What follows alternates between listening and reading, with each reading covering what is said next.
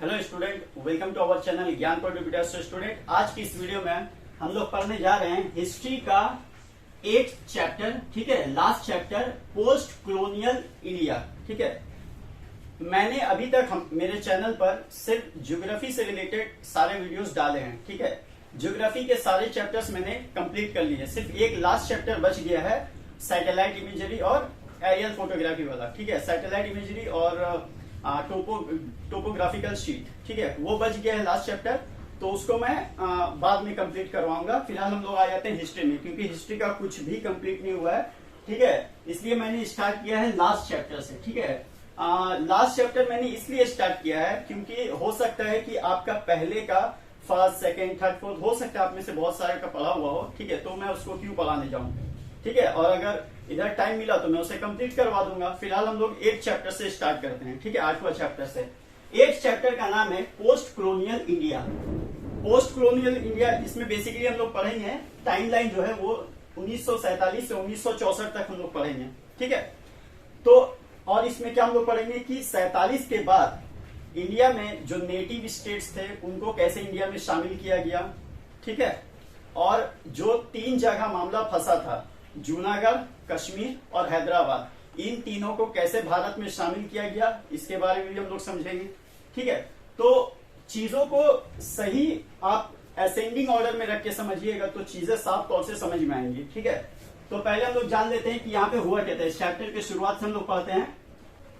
बात है 1947 की। ठीक है, 1947 में ब्रिटिश पार्लियामेंट में इंडियन इंडिपेंडेंस एक्ट पास हो गया, जिसके तहत हिंदुस्तान को भी आजादी मिल रही थी और पाकिस्तान को भी इसी एक्ट से आजादी मिल रही थी। ठीक है, भारत का गवर्नर जनरल बना लॉर्ड माउंटबेटन और पाकिस्तान का गवर्नर जनरल बना मोहम्मद अली जिन्ना। ठीक है, भारत के प्रधानमंत्री बने पहले पंडित जवाहरलाल नेहरू और फर्स्ट होम मिनिस्टर बने सरदार वल्लभ भाई पटेल। सरदार वल्लभ भाई पटेल पहले होम मिनिस्टर भी थे और वाइस प्राइम मिनिस्टर भी थे। ठीक है, उप प्रधानमंत्री। अब हिंदुस्तान जब आजाद हो रहा था अंग्रेजों से, ठीक है, तो उस वक्त क्या हो रहा था देखिए। जैसे कि मान लीजिए, मैं पूरा इंडिया का मैप नहीं बनाऊंगा। ठीक है, मैं जस्ट आपको एक एग्जांपल के तौर पे, ठीक है, मान लीजिए ये एक इंडिया है। मेरा ड्राइंग काफी खराब है, लेकिन मान लीजिए ये इंडिया है। इंडिया का पूरा हिस्सा अंग्रेजों के पास नहीं था। ठीक है, इंडिया का एक बड़ा हिस्सा जो अंग्रेजों के पास था वही हमको मिल रहा था। पूरा इंडिया हम लोगों को नहीं मिल रहा था। इंडिया में पूरा ये जो इंडिया का जो अभी हम लोग देखते हैं ना, ये पूरा इंडिया उस वक्त हमें नहीं मिल रहा था। सिर्फ अंग्रेजों के पास इंडिया का जो एक बड़ा हिस्सा था, जिसको बोला जाता है ब्रिटिश इंडिया, वो हमें मिल रहा था। ठीक है, तो और इसी में 565 के करीब नेटिव स्टेट्स थे। क्या थे? नेटिव स्टेट्स, जहां पर किनका राज था? राजकुमार का, राजा का। राजा मरा, उसके बाद उसका बेटा राज करेगा। इसको बोला जाता था नेटिव स्टेट्स। ठीक है, अब ये हमें मिलेंगी या नहीं मिलेंगी ये उनकी मर्जी थी। ये 565 रियासतें हिंदुस्तान का हिस्सा बनेंगी या नहीं बनेंगी ये उनकी मर्जी थी। अंग्रेजों ने चॉइस दिया था कि आप हिंदुस्तान का हिस्सा बन भी सकते हैं और नहीं भी बन सकते हैं। ठीक है, कितनी रियासतें थी? 565 रियासतें। अच्छा, इंडिया का एक बड़ा हिस्सा अंग्रेजों के पास था। 565 रियासतें रियासत का हिस्सा थी, 565 नेटिव स्टेट्स थी। इसके अलावा 5 जगहों पर फ्रांस का राज था। 5 जगहों पर, कौन कौन से जगह पर बता देता हूं मैं। चंद्रनगर, ठीक है, कराईकल, पौंडीचेरी, माही और यनम। ठीक है, ये 5 जगहों पर फ्रांस का कब्जा था और 5 जगहों पर पुर्तगाल का कब्जा था। कौन कौन से जगह पर पुर्तगाल का कब्जा था? दादर नगर हवेली, दमन दीव और गोवा। इन 5 जगहों पर पुर्तगाल का कब्जा था। अंग्रेज भारत को छोड़कर जा रहे थे, लेकिन पुर्तगाल और फ्रांस तो भारत का हिस्सा नहीं, भारत छोड़कर नहीं जा रहे थे। तो ये जो वहां पर फ्रांस का कब्जा था और जहां पर पुर्तगाल का कब्जा था, वो सारी चीजें भारत को कैसे मिलेगी, ये भी एक सवाल था। और 565 रियासतें भारत का हिस्सा कैसे बनेंगी, ये भी एक बहुत बड़ा सवाल था कि 565 रियासतों को जोड़ना और ब्रिटिश इंडिया जो कि अंग्रेजों के कब्जे में था, हिंदुस्तान का एक बड़ा हिस्सा, उसको भी इंडिया में शामिल करना, फ्रांस को भी भगाना, पुर्तगाल को भी भगाना, ये एक बहुत बड़ी जिम्मेदारी का काम था। और ये जिम्मेदारी का काम किसको दिया गया था? हमारे कंट्री के आयरन मैन ऑफ इंडिया। ठीक है, आयरन मैन ऑफ इंडिया जिसको कहा जाता है, उनको दिया गया था ये काम। और आयरन मैन ऑफ इंडिया किसे कहा जाता है? सरदार वल्लभ भाई पटेल। ठीक है, सरदार वल्लभ भाई पटेल को इसका जिम्मा दिया गया था कि ब्रिटिश इंडिया में आप 565 रियासतों को भी जोड़िए, फ्रांस का भी हिस्सा आपको इसमें शामिल करना है और पुर्तगाल का भी हिस्सा शामिल करना है। ये कोई मजाक नहीं था, बहुत जिम्मेदारी का काम था, ठीक है। और ये काम सरदार वल्लभ भाई पटेल को दिया गया था। सरदार वल्लभ भाई, अच्छा, इस काम को करने के लिए स्टेट डिपार्टमेंट बनाया गया। क्या बनाया गया? State department. कब बनाया गया? स्टेट डिपार्टमेंट बनाया गया 27 जून, ठीक है, 27 जून 1947 को। 27 जून 1947 को स्टेट डिपार्टमेंट बनाया गया। स्टेट डिपार्टमेंट के हेड थे सरदार वल्लभ भाई पटेल। सरदार वल्लभ भाई पटेल के साथ दो और लोग थे, एक तो इनके पर्सनल असिस्टेंट वी शंकर और एक स्टेट रीऑर्गेनाइजेशन कमीशन के हेड वीपी मेनन, ठीक है। वीपी मेनन उस वक्त हमारे बहुत अच्छे सिविल सर्वेंट थे, वीपी मेनन। इन तीन लोगों के जिम्मे था कि आपको भारत को एक करना है, ठीक है, यानी ब्रिटिश इंडियन में 565 रियासतों को भी जोड़ना है और फ्रांस का जो फ्रांस ने जिस एरिया पर कब्जा करता है उसको भी जोड़ना है और पुर्तगाल ने जिन हिस्सों पर अपना कब्जा करके रखा है उसको भी जोड़ना है। बहुत जिम्मेदारी का काम था। वल्लभ भाई पटेल ने क्या किया, 565 रियासतों में बहुत सारी कुछ छोटी छोटी रियासतें भी थी जिसको उस वक्त देश कहा जाता था, ठीक है। आज इंडिया एक देश है लेकिन उस वक्त 565 अलग अलग देश थे। तो जो छोटी रियासतें थी उनकी तो इतनी हिम्मत थी नहीं कि वो अलग रह सके, ठीक है। तो सरदार वल्लभ भाई पटेल ने उन्हें समझाया कि देखिए, अंग्रेजों ने यहाँ पर बहुत ज्यादा जुल्म किया है, बहुत ज्यादा लोगों को तकलीफें पहुंचाई है, इसलिए यहाँ के जो लोग हैं वो अंग्रेजों से सिर्फ आजादी नहीं चाहते, वो आपसे भी आजादी चाहते हैं। तो इससे अच्छा है कि आप प्यार से मान जाए, वरना हम क्या करेंगे, जनता को भड़काएंगे और वो आएंगे आपके महल में और आपको उखाड़ कर लेके चले जाएंगे, फिर आप समझिएगा। तो वहां के जितने भी राजाएं थे वो सारे के सारे डर गए और हिंदुस्तान का हिस्सा इंस्ट्रूमेंट ऑफ एग्रीमेंट पर उन्होंने साइन कर लिया। और साइन करने के बाद वो ज्यादातर जो रियासतें थी, आधे से ज्यादा या कह ले कि पूरी रियासतें, सिर्फ 3 जगह मामला अटका। 565 में से 562 रियासतें हिंदुस्तान का हिस्सा बन चुकी थी, ठीक है। और इसमें फ्रांस और पुर्तगाल अभी शामिल नहीं हुआ था। फ्रांस और पुर्तगाल का जो एरिया था वो अभी इंडिया में शामिल नहीं हुआ था, ठीक है। बाकी उसके अलावा जितनी भी रियासतें थी सब इंडिया का हिस्सा बन गई थी, ठीक है। उसको बोला जाता था instrument of agreement. Instrument of agreement के तहत नेटिव स्टेट्स भारत का हिस्सा बनी, ठीक है। इंस्ट्रूमेंट ऑफ एग्रीमेंट, इस पे साइन किया जाता था। कौन कौन साइन करता था? नेटिव स्टेट्स का जो राजा है वो साइन करता था विथ डेट, और इंडिया का जो गवर्नर जनरल था लॉर्ड माउंटबेटन, वो साइन करने के बाद वो स्टेट हिंदुस्तान का हिस्सा बन जाता था, ठीक है। लगभग सारी रियासतों पर कब्जा हो गया इंडिया का, मतलब वो इंडिया का हिस्सा बन गए। 3 जगह मामला अटका। कौन कौन सा जगह मामला अटका है? हम लोग जानते हैं ना, जूनागढ़, कश्मीर और हैदराबाद, ठीक है। ये 3 जगह मामला अटका।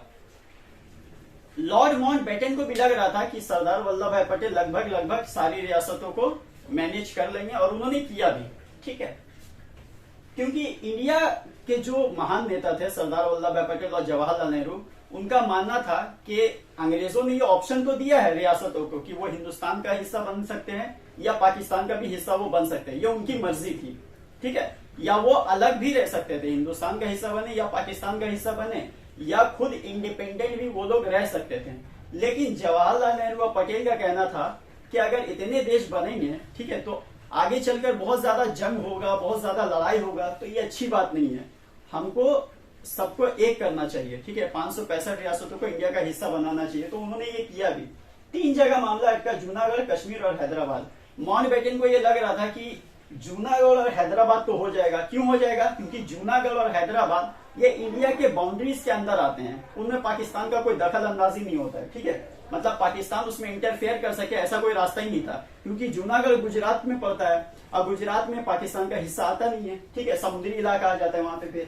फिर उसके बाद हैदराबाद में भी देखोगे तो पाकिस्तान का कोई दखल ही नहीं है, कोई इंटरफेरेंस ही नहीं है। हाँ, कश्मीर को आप देखेंगे, कश्मीर जो ऊपर में है इंडिया के मैप में, तो नॉर्थ में है पाकिस्तान और साउथ में है इंडिया। तो पता चला कश्मीर 2 हिस्सों में, 2 कंट्री के बीच में फंसा हुआ है। तो माउंटबेटन को लग गया था कि कश्मीर में मामला फंसेगा।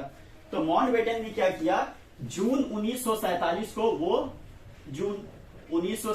को वो कश्मीर के राजा हरि सिंह से मिलने के लिए श्रीनगर गए। ठीक है, श्रीनगर कश्मीर में है। जून 1947 को वो गए।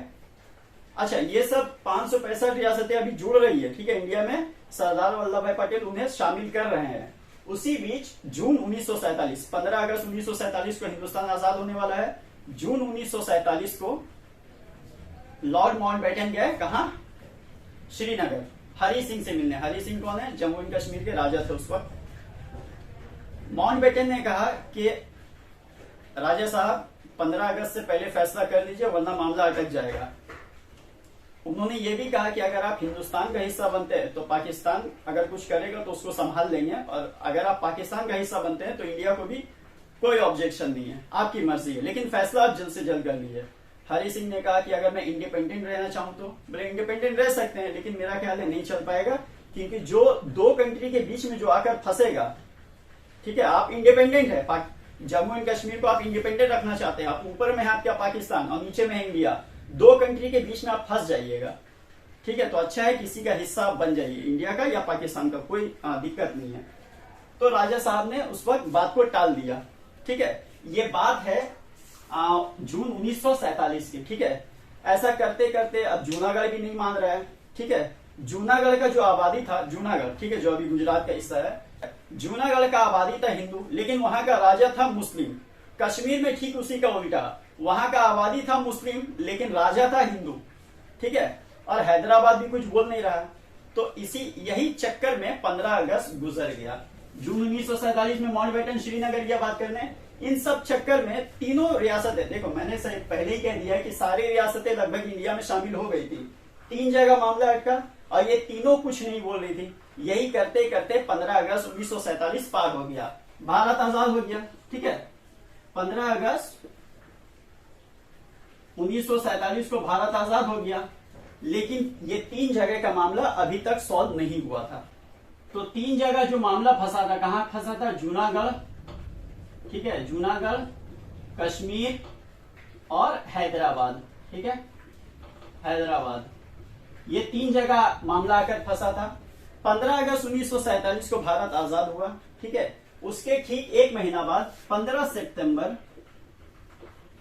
1947 को जूनागढ़ के राजा महाबत खान उसका नाम था। ठीक है, अब देखिए जूनागढ़ का राजा मुसलमान है, लेकिन वहां का जनता, वहां का जो आबादी है आधे से ज्यादा वो आबादी है हिंदू की। ठीक है, जब जूनागढ़ के राजा महाबत खान ने पाकिस्तान के साथ एक्सेशन एग्रीमेंट पर साइन कर लिया कि हाँ आज से जूनागढ़ पाकिस्तान का हुआ, तो यहाँ की जनता विद्रोह कर गई। जनता आग बबूला हो गई कि ऐसा कैसे हो सकता है, हम सारे हिंदू, पाकिस्तान एक मुस्लिम राष्ट्र है, वहां का हिस्सा कैसे बन सकता है, मुस्लिम कंट्री है वो तो यहाँ की जनता ने विद्रोह कर दिया। अब जब विद्रोह किया, दंगा फसाद किया, तो यहाँ का जो राजा था महाबत खान वो भाग गया पाकिस्तान। ठीक है, डर से वो पाकिस्तान भाग गया। अब यहाँ पे जनता विद्रोह कर रही है, किसी की बात नहीं सुन रही है। तो यहाँ का जो दीवान था, जूनागढ़ का जो दीवान था, उसका नाम था शाहनवाज भुट्टो। शाहनवाज भुट्टो, ठीक है, ये शाहनवाज भुट्टो कौन है? बेनजीर भुट्टो के दादा हैं। ठीक है, बेनजीर भुट्टो का बाप का नाम था जुल्फिकार भुट्टो और जुल्फिकार भुट्टो का बाप का नाम था शाहनवाज भुट्टो। ठीक है, जो उस वक्त जूनागढ़ का दीवान था। ठीक है, अब दीवान ने क्या किया, नेहरू और पटेल को, ठीक है, जवाहरलाल नेहरू और सरदार वल्लभ भाई पटेल को कहा कि यहाँ की जनता की जो आबादी है वो हिंदू है, तो मेरे हिसाब से जूनागढ़ हिंदुस्तान का हिस्सा होना चाहिए। तो आइए और पेपर साइन कर लीजिए और जूनागढ़ भारत का हिस्सा बनेगा। सरदार वल्लभ भाई पटेल को लगा कि यार ऐसे लेंगे तो चीटिंग हो जाएगी, लोग समझेंगे कि जनता ने विद्रोह कर दिया तो इसका फायदा भारत ने उठा लिया। तो एक काम करते हैं, यहाँ पर वोटिंग करवा लेते हैं। वोटिंग जब हुई जूनागढ़ में, तो जैसे कि मैंने बताया कि आधे से ज्यादा या बहुत ज्यादा आबादी क्या है, हिंदू की है। तो जब वोटिंग हुई तो 99% वोट इंडिया को मिले और 1% वोट मिला पाकिस्तान को। तो जाहिर सी बात है जूनागढ़ कहाँ का हिस्सा होगा, हिंदुस्तान का। ठीक है, और इस अच्छा ये वोटिंग का कारनामा कब हुआ, ये हुआ जनवरी 1948 में। ठीक है, जनवरी 1948 में जूनागढ़ हिंदुस्तान का हिस्सा बन गया। ठीक है, with the help of Shahnawaz Bhutto, the Dewan of Junagadh. ठीक है, अब हम लोग समझ लेते हैं एक बहुत ही इंपॉर्टेंट कश्मीर का। कश्मीर का मुद्दा आज तक हिंदुस्तानियों के लिए सरदर्द बना हुआ है। ठीक है, कैसे हुआ मैंने बताया ना, जून 1947 को भारत का गवर्नर जनरल माउंटबेटन से मिलने गया। किससे मिलने गया? जम्मू एंड कश्मीर का राजा हरि सिंह से। उसने वहां पर पहले ही कह दिया था कि आप हिंदुस्तान का हिस्सा बनिए या पाकिस्तान का हिस्सा बनिए, किसी को कोई दिक्कत नहीं होगी। ठीक है, आप किसी भी देश का हिस्सा बनेंगे तो दूसरे देश को चुप कराया जा सकता है। ठीक है, लेकिन कश्मीर का राजा चाहता था कि मैं राजा बना रहूं।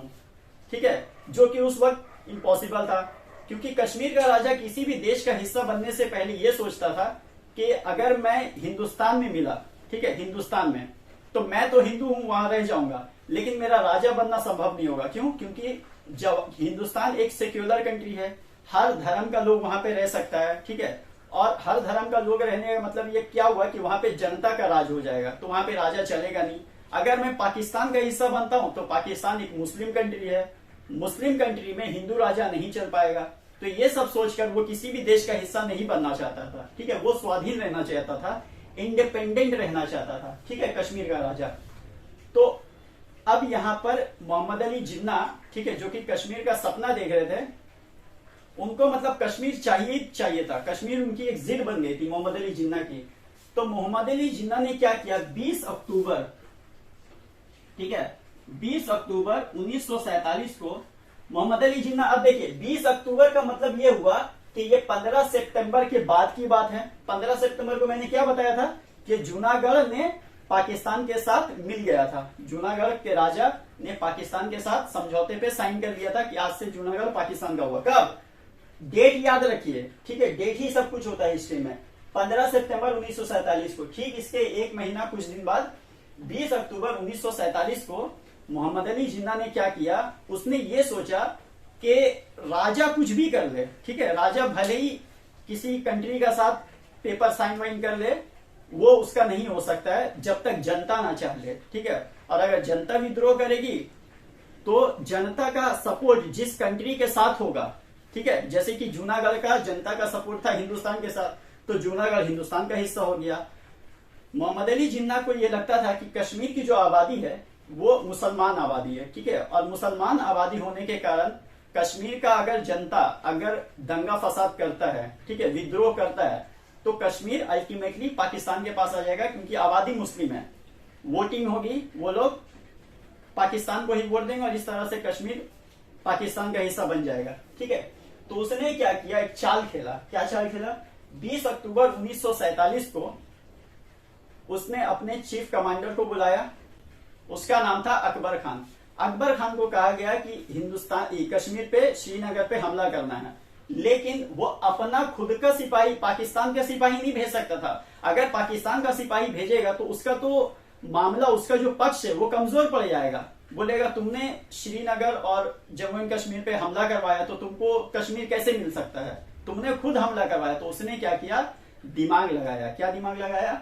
जम्मू एंड कश्मीर में एक जगह है वजीरिस्तान, जो कि आज पीओके का हिस्सा है, आजाद कश्मीर का हिस्सा है।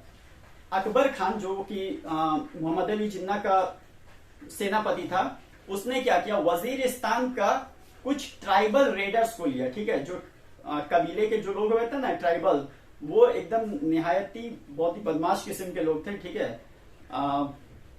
वैशी दरिंदे थे वो लोग। उन्होंने क्या, उन लोगों को अकबर खान ने तैयार किया और उसी में कुछ पाकिस्तानी सिपाही को भी शामिल कर दिया। ठीक है, ये बोलकर कि ये भी उसी का हिस्सा है, वजीरिस्तान का कबायली लोग है। ठीक है, ट्राइबल रेडर्स है। अब ट्राइबल रेडर्स के साथ पाकिस्तानी सिपाही भी है, और ये मैं ऐसे नहीं बोल रहा हूं। ठीक है, ये बात, इस बात को मोहम्मद अली जिन्ना ने यूएनओ में कबूल किया था कि हाँ, हमने कुछ अपने सिपाही को, ठीक है, पाकिस्तानी सिपाही को वजीरिस्तान के ट्राइबल रेडर्स में शामिल कर लिया श्रीनगर पर हमला करने के लिए। और मोहम्मद अली जिन्ना ने खुद श्रीनगर के वजीरिस्तान के ट्राइबल रेडर्स को श्रीनगर पर हमला करने के लिए भेजा था। इस बात को भी मोहम्मद अली जिन्ना ने स्वीकार किया। कहा? यूएनओ में। अब यूएनओ क्या है? यूएनओ 24 अक्टूबर 1945 को बना था। ठीक है, उसका काम था दुनिया में शांति बनाए रखना। अगर कोई कंट्री दूसरे कंट्री पर हमला करता है या उसका कुछ नुकसान करता है तो वो उसकी शिकायत वहां पर जाकर कर सकते हैं। और यूएनओ का 5 परमानेंट मेंबर है, वो सब आप बात का बात है। ठीक है, फिलहाल हम लोग इसमें आते हैं। 20 अक्टूबर 1947 को ट्राइबल रेडर्स निकले श्रीनगर पर, ठीक है, हमला करने के लिए। अब 20 अक्टूबर को निकला तो 20 से लेकर 22 तारीख तक वो पहुंच गया। अब इसको ठीक से समझिए टाइमलाइन को, ठीक है। 22 अक्टूबर तक वो पहुंच गया मुजफ्फराबाद में, ठीक है। अब मुजफ्फराबाद में पहुंच गई, ठीक है, 22 तारीख को, ठीक है। अब मुजफ्फराबाद जो कि अभी का जो पीओके है, ठीक है, आजाद कश्मीर जिसको कहा जाता है, पाकिस्तानी बोलते हैं आजाद कश्मीर, हम लोग बोलते हैं पीओके, ठीक है। तो मुजफ्फराबाद में ये ट्राइबल रेडर्स जो श्रीनगर पर हमला करने के लिए जा रहे थे वो वहां पहुंचे 22 तारीख को, ठीक है। और ये मुजफ्फराबाद श्रीनगर से 150 किलोमीटर की दूरी पे है। राजा को खबर मिल गई हरि सिंह को, ये लोग मुझ पर हमला करने के लिए आ रहे हैं। तो हरि सिंह का जो सेनापति था उसका नाम था राजेंद्र सिंह, ठीक है। राजेंद्र सिंह हरि सिंह का सेनापति था, ठीक है, उसका सेना का सुप्रीम था। उसने कहा कि इसको तो हम संभाल लेंगे, आप चल जाइए वापस जम्मू, इसको हम संभाल लेंगे, ठीक है। जो ट्राइबल रेडर्स जो श्रीनगर पर हमला करने के लिए, इसको हम संभाल लेंगे, आप जम्मू चल जाइए, ठीक है। अब 22 से 23 तारीख तक वो पहुंच गए यूरी में, ठीक है। यूरी पहुंच गया। यूरी मतलब श्रीनगर से 100 किलोमीटर दूर। अब यूरी से श्रीनगर जाने का एक ही रास्ता था, एक पुल रास्ता था, ठीक है, नदी को क्रॉस करके जाना होता था, पुल। राजेंद्र सिंह जो कि हरि सिंह के सेनापति थे, उसने क्या किया, उस पुल को ही काट दिया कि देखते हैं कैसे आता है, ठीक है। तो 2 दिन लगे उस पुल टूट जाने के लिए। पुल तो टूट गया, ठीक है, जो श्रीनगर तक जाता था। अब ये रास्ता पार कैसे करे, इन ट्राइबल रेडर्स को ये सोचने में लग गए 2 दिन। अब 25 तारीख तक ये लोग जैसे तैसे करके कहां पहुंचे, बरमूला में, ठीक है। बरमूला में पहुंचे और बरमूला में उन्होंने बहुत ज्यादा आतंक मचाया, बहुत ज्यादा अराजकता मचाई, ठीक है। मतलब तहस नहस कर दिया बरमूला का लोगों का। 1/3 हिस्सा आबादी बच गया था, बाकी सब लोगों को इन लोगों ने मार दिया था। इतने ज्यादा वहशी दरिंदे लोग थे ये ट्राइबल रेडर्स, जिनको मोहम्मद अली जिन्ना ने भेजा था। तो 25 तारीख हो गए, ठीक है। और 26 की रात को ट्राइबल रेडर्स श्रीनगर लगभग पहुंच चुके थे और हमला करने वाले थे 27 की सुबह को। हरि सिंह को इन सब की खबर मिल रही थी। अब उन्होंने गुहार लगाई, मदद की गुहार लगाई, किससे, पटेल और नेहरू से। वीपी मेनन को बुलाया जो उस वक्त वल्लभ भाई पटेल के साथ थे, स्टेट डिपार्टमेंट के वो सदस्य थे वल्लभ भाई पटेल के साथ। वीपी मेनन को राजा ने गुहार लगाई कि मैं फंस गया हूं, मुझे बचाइए। बोले क्या करना चाहते हैं, बोले ये जो ट्राइबल रेडर्स आ रहे हैं ये श्रीनगर पर हमला करने के लिए आ रहे हैं, मुझे बचना है, मुझे अपने कश्मीर को बचाना है। बोले तो ठीक है, हम जाते हैं दिल्ली में रहते थे पटेल और नेहरू। बोले हम जा रहे दिल्ली और जाके वहां पे बात करते हैं। पटेल और नेहरू मान गए कि हाँ चलिए मदद करते हैं। लॉर्ड माउंटबेटन ने कहा जो कि गवर्नर जनरल थे इंडिया के, उन्होंने कहा कि हम कैसे मदद कर सकते हैं, कश्मीर इंडिया का हिस्सा है नहीं, ठीक है। कश्मीर तो अभी इंडिपेंडेंट है, वो अभी तक तो वो इंडिया का हिस्सा बना नहीं, और जब इंडिया का हिस्सा ही नहीं है तो हम उसे कैसे बचा सकते हैं। तो बोले बचने का एक ही तरीका है। बोले क्या, बोले हरि सिंह को ये एक्सेशन पेपर जो है, ठीक है, कॉन्ट्रैक्ट जो है, एक्सेशन इंस्ट्रूमेंट ऑफ एक्सेशन, इस पे साइन कर दीजिए। तो अल्टीमेटली क्या होगा कि कश्मीर भारत का हिस्सा बन जाएगा, और फिर कश्मीर पे हमला करने का मतलब हुआ कि भारत पे हमला करना, और अगर भारत पे हमला करेगा तो फिर भारतीय सेना जाएगी और उसको भगाएगी। बोले ठीक है। तो 26 की रात को हरि सिंह ने एक्सेशन इंस्ट्रूमेंट ऑफ एक्सेशन पे साइन किया, हरि सिंह ने, ठीक है, हरि सिंह ने साइन कर दिया। अब हरि सिंह ने साइन किया, उसके बाद माउंटबेटन ने भी साइन किया। तो अल्टीमेटली क्या हुआ कि कश्मीर भारत का हिस्सा बन गया। अब 27 की सुबह वहां पहुंची हुई है ट्राइबल रेडर्स श्रीनगर पर हमला करने के लिए, और यहां से इंडियन आर्मी भी जा रही है, ठीक है। अब ये जंग कब से शुरू हुई, जंग शुरू हुई देखिए 26 अक्टूबर 47 की बात है, जंग स्टार्ट हुआ 27 अक्टूबर 1947 से, और ये कब तक चला, ये चला 31 दिसंबर 1948 तक ये लड़ाई चली, ठीक है। 27 अक्टूबर 1947 से लड़ाई शुरू हुई और 31 दिसंबर 1948 को ये लड़ाई खत्म हुई। लड़ाई जिस दिन खत्म हुई और जिस जगह पर इंडियन आर्मी उस वक्त खड़ी थी, ठीक है, उस जगह को कहा जाता है LOC, लाइन ऑफ कंट्रोल। वहां से लेकर पूरा जो कश्मीर है वो इंडिया का हुआ, और पाकिस्तान जिस जगह पर रुकी वहां से वो पूरा हिस्सा पाकिस्तान का हुआ। इस हिसाब से जो 75% जो हिस्सा है वो इंडिया का हो गया और 25% हिस्सा हो गया पाकिस्तान का। और ये जंग चली 27 अक्टूबर 1947 से 31 दिसंबर 1948, यानी लगभग 1.25 साल ये लड़ाई चली। ठीक है, और जैसे कि मैंने बताया कि जिस जगह पर लड़ाई रुकी उस वक्त हमारे इंडियन आर्मी जिस जगह पर कश्मीर के जिस हिस्से पर खड़े थे उस जगह से लेकर पूरा हिस्सा कश्मीर इंडिया का हुआ और बाकी का हिस्सा पाकिस्तान का हुआ। और इंडियन आर्मी जिस जगह पर रुकी हुई थी लड़ाई खत्म होने के बाद उस जगह को बोला जाता है LOC, लाइन ऑफ कंट्रोल। ठीक है, और जो हिस्सा कश्मीर का पाकिस्तान को मिल गया उसको कहा जाता है POK, आजाद कश्मीर। POK मतलब पाकिस्तान ऑक्यूपाइड कश्मीर। ठीक है, अब देखिए अब क्या हुआ कि जवाहरलाल नेहरू को पता था कि हाँ ये जो ट्राइबल रेडर्स जो श्रीनगर पर हमला करने के लिए आए हुए थे इसको जिन्ना ने भेजा था। और उन्हीं ट्राइबल रेडर्स में पाकिस्तान के भी कुछ फौज थे। ठीक है, पाकिस्तान के भी कुछ सिपाही थे। इसकी शिकायत, अब देखिए जब लड़ाई हो रही थी उस वक्त कश्मीर इंडिया का हिस्सा बन चुका था क्योंकि हरि सिंह और लॉर्ड माउंटबेटन ने एक्सेशन पेपर पर साइन कर दिया था कि हाँ आज से कश्मीर इंडिया का हिस्सा हुआ। अब इंडिया का जब हिस्सा हो गया तो इंडिया एक अलग कंट्री है और पाकिस्तान एक अलग कंट्री है। अगर पाकिस्तान इंडिया पे हमला करता है मतलब ये इंटरनेशनल वॉर हो गया। तो इसकी शिकायत किस कर दी? जवाहरलाल नेहरू ने कहा UN के सिक्योरिटी काउंसिल पे। सिक्योरिटी काउंसिल में, UNO के सिक्योरिटी काउंसिल में जवाहरलाल नेहरू ने इसकी कंप्लेन कर दी पाकिस्तान के खिलाफ।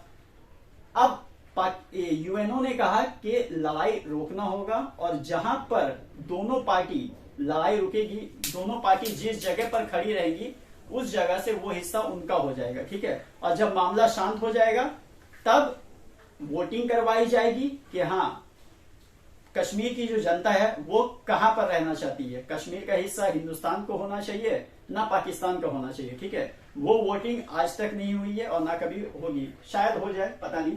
ठीक, लेकिन आज भी, ठीक है, लेकिन आज भी देखेंगे तो LOC में हमारे जवान तैनात हैं। ठीक है, सारी रात जागते हैं। ठीक है, स्लीपलेस नाइट वहां पर बिताते हैं, मतलब बगैर सोए हुए वहां पर रहते हैं LOC में कि कहीं पाकिस्तान का कोई हमला ना कर दे और कश्मीर हमारे हाथ से ना चला जाए। ठीक है, आज भी ये लड़ाई खत्म नहीं हुई है। LOC आज भी है, POK आज भी है। अब ये एक मसला है कि POK यानी पाकिस्तान ऑक्यूपाइड कश्मीर इंडिया में कैसे आ सकता है, ये भी एक मसला है, इस पे हम नहीं जाएंगे। ठीक है, अच्छा इस कश्मीर मामले में मैंने आपको एक चीज नहीं बताई।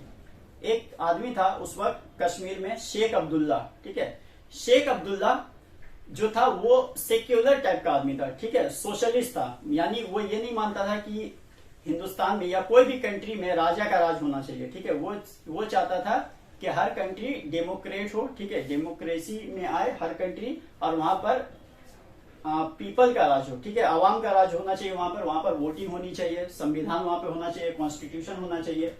तो कश्मीर का जो राजा था, ठीक है, वो उससे नफरत करता था शेख अब्दुल्ला से, क्योंकि शेख अब्दुल्ला ये नहीं चाहता था कि कश्मीर का राजा हरि सिंह बने।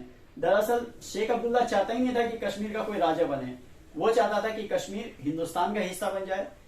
और शेख अब्दुल्ला से हरि सिंह बहुत ज्यादा नफरत करता था, कश्मीर का राजा। और हरि सिंह ने शेख अब्दुल्ला को 1946 से लेकर 47 तक जेल में कैद करके रखा था। ठीक है, और जब ये 47 में ये ट्राइबल रेडर्स श्रीनगर पर हमला करने के लिए आ रहे थे तो इंडियन आर्मी का मदद किसने किया? शेख अब्दुल्ला ने, क्योंकि जवाहरलाल नेहरू ने हरि सिंह पर दबाव डाला कि आप शेख अब्दुल्ला को आजाद करवा दीजिए। ठीक है, चीजों को ठीक से समझेंगे तो समझ में आएगा। ठीक है, मैं बहुत ज्यादा रैंडम बात नहीं कर रहा हूं, मैं लाइन से ही आ रहा हूं। आप इस वीडियो को दोबारा देखोगे तो शायद आपको और अच्छे से समझ में आ जाए। ठीक है, तो ये था कश्मीर का मामला। अब हम लोग आ जाते हैं हैदराबाद का मामला में।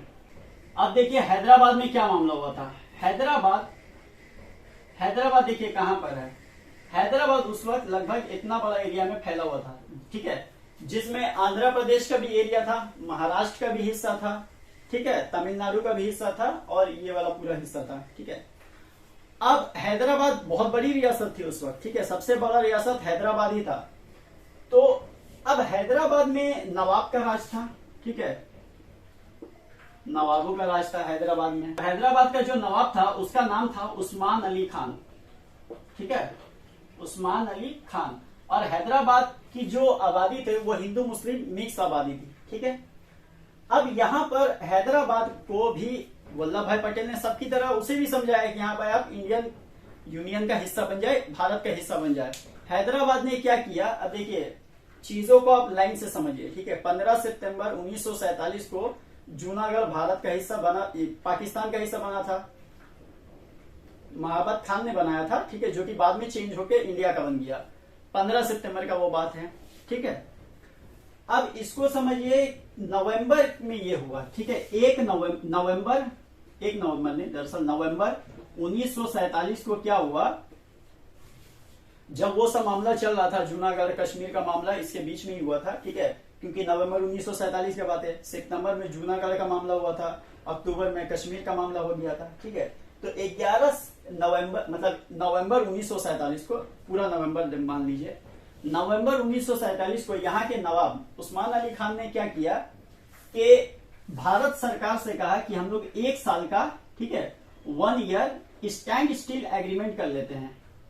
स्टैंड स्टिल एग्रीमेंट का मतलब यह होता है कि 1 साल तक ना आप कुछ बोलिए, 1 साल तक ना हम कुछ बोलेंगे, जैसा स्थिति वैसा ही रहेगा, ठीक है।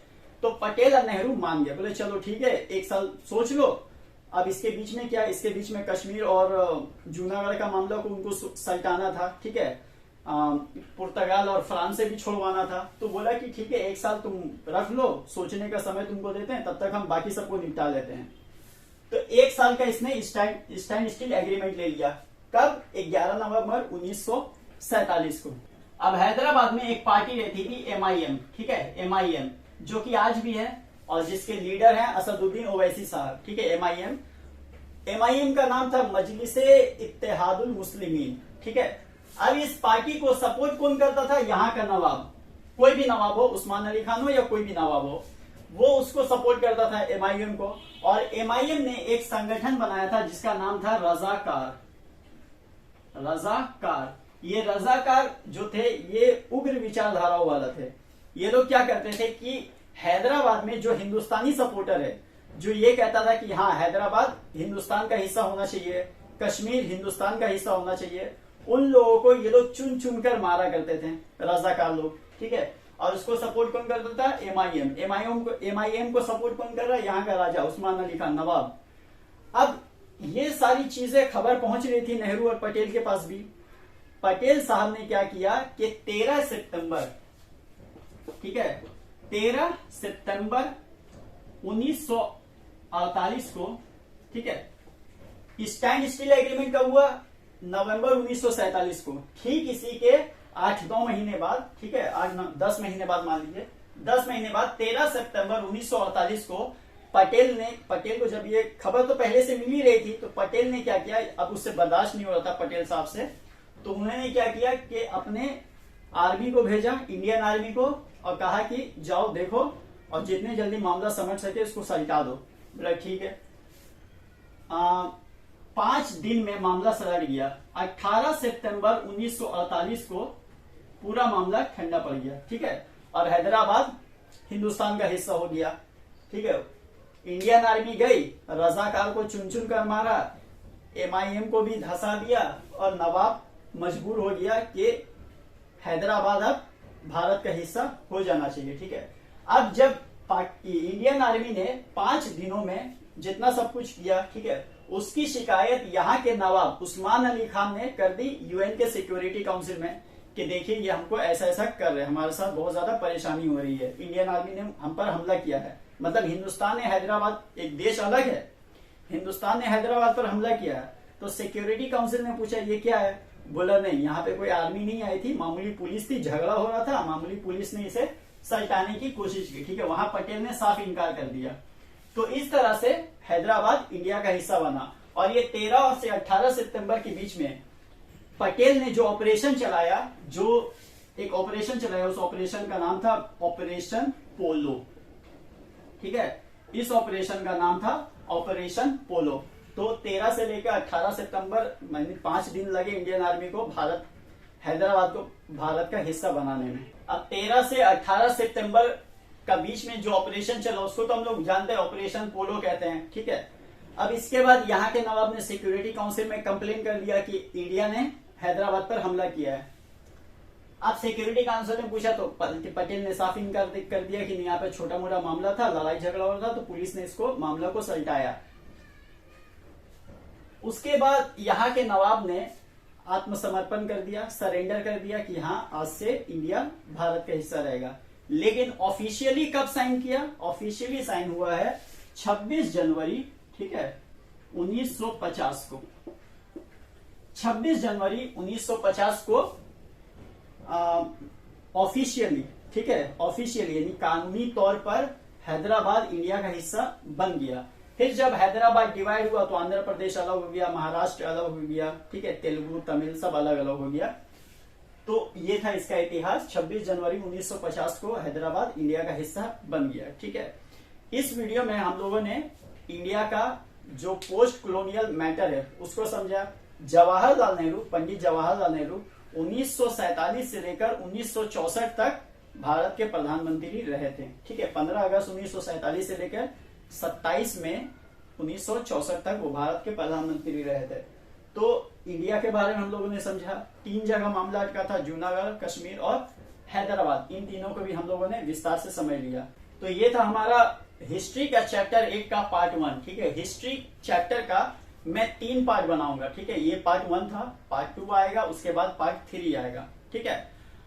और इस तरह से ये 8 चैप्टर खत्म हो जाएगा। उसके बाद हम लोग 7, 6 इस तरह से हम लोग आएंगे, क्योंकि मेरा मानना है कि इतने दिन बीत चुके हैं तो आपने काफी कुछ तैयारी करनी होगी, नहीं की होगी तो उसको भी मैं करवा दूंगा, ठीक है। एंड में तो वो आ ही रहा है। तो इसका 2nd पार्ट और 3rd पार्ट अगर आपको चाहिए तो मुझे कमेंट सेक्शन में जरूर बताइए। मैं इसका 2nd और 3rd पार्ट तो वैसे तो मैं बनाऊंगा ही, ठीक है। तो मिलता है आपसे नेक्स्ट वीडियो में, तब तक के लिए bye bye, take care and thank you so much for watching this video.